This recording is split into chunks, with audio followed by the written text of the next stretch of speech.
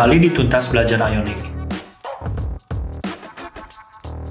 Berikutnya kita bahas mengenai apa itu Ionic. Menurut website resminya, Ionic's open source framework and developer-friendly tools and services power apps for some of the world's best known brands.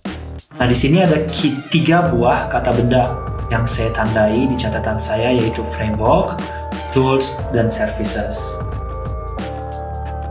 Nah, dari 3 kata benda tersebut, kita bisa lihat bahwa Ionic sendiri ini sama mereka dibataskan atau dijelaskan menjadi 3 buah bagian, yaitu framework, tools, dan services.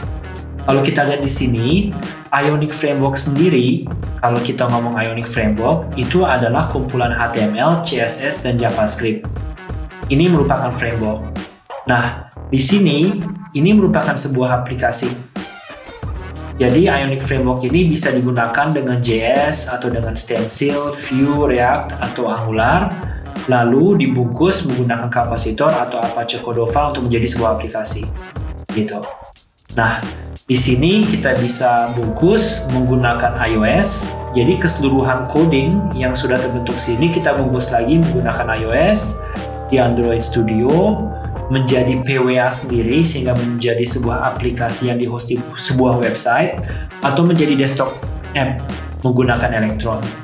Nah, aplikasinya sendiri ini bisa berbicara dengan server, contohnya dengan server yang ada di AWS, ada di Azure, di Firebase, atau lain-lain. Untuk frameworknya sendiri, sebetulnya dia hanya library dan UI komponen untuk membuat aplikasi. Kalau kita bicara tentang tools tadi, ini merupakan penunjang penggunaan. Contohnya seperti Ionic CLI. Pada saat pertama kali kita mencoba melakukan instalasi, dia mengajarkan kita untuk menggunakan npm install G Ionic CLI. Ini merupakan CLI-nya. Ada juga hal-hal lain yang mereka lakukan. Contohnya, mereka membuat Stencil.js yang merupakan toolchain untuk membuat komponen atau untuk membuat web komponen native. Yang berarti komponen ini benar-benar merupakan HTML, CSS, dan JavaScript murni yang dapat berjalan, yang nantinya dapat kita gunakan dengan framework apapun. Lalu ada juga kapasitor. Kapasitor sendiri itu adalah jawaban dari Ionic sebagai evolusi dari Cordova.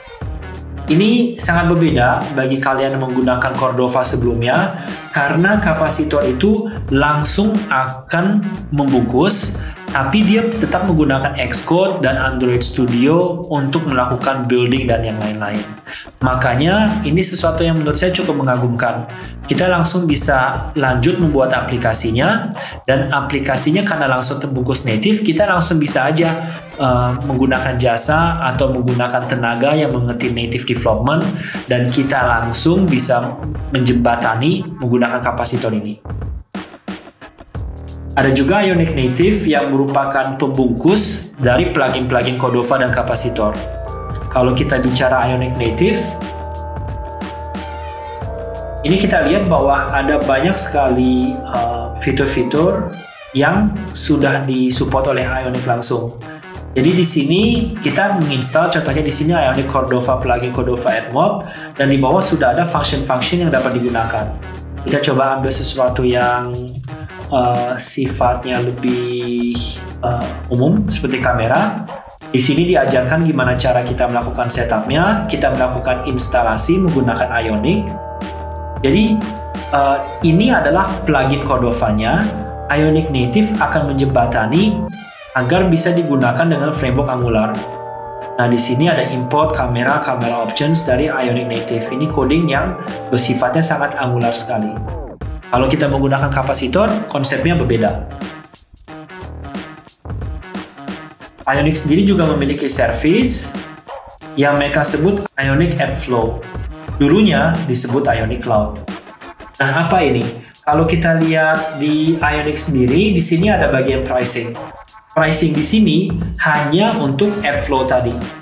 Jadi, App Flow ini bisa digunakan untuk fitur-fitur cloud. Kalau kita lihat di bagian app flow, di sini ini ada penjelasan. Jadi menggunakan app flow, kita bisa langsung melakukan publishing ke Apple dan Google App Store, live updates karena codingnya HTML. Kalau aplikasinya sudah terrilis, kita bisa gunakan app flow agar coding kita yang sudah kita kita publishkan ke sini dan langsung bisa mengupdate di masing-masing handphone dari para pengguna. Dia langsung bisa build Android Studio dan build Xcode. Ini sangat membantu kalau kita tidak memiliki dana untuk beli Mac dan bisa melakukan otomatisasi. Nah, ini yang berbayar. Pricing-nya yang tadi kita sebutkan di sini. Jadi kalau ingin menggunakan beberapa fitur tambahan seperti langsung untuk bisa publish ke App Store, jadi kalau kita tidak punya Mac, ini akan membantu. Dan di sini deploy 100 live update sudah tersedia kalau kita ingin menggunakan yang free yang akan kita coba juga nantinya. Oke.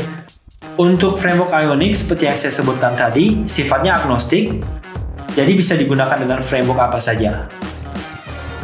Untuk konsep framework tadi, nanti akan saya tunjukkan sebuah contoh di mana untuk aplikasi kita gunakan Angular dan nanti yang pertama kali akan diinstal ini plus dia akan add Ionic Angular sebagai konektornya.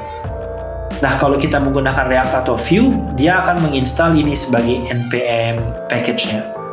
Jadi hanya ini sebetulnya ini bisa kita gunakan. Bahkan kalau kita mau menggunakan JavaScript only, kita cukup gunakan ini saja dan akan berjalan. Semoga penjelasan saya mengenai apa itu Ionic dapat membantu untuk memahami, tetapi pastinya untuk beberapa orang akan lebih mudah untuk memahami, termasuk saya ya dulu pada saat saya pertama kali mencoba menggunakan Ionic, dengan kita langsung masuk ke project.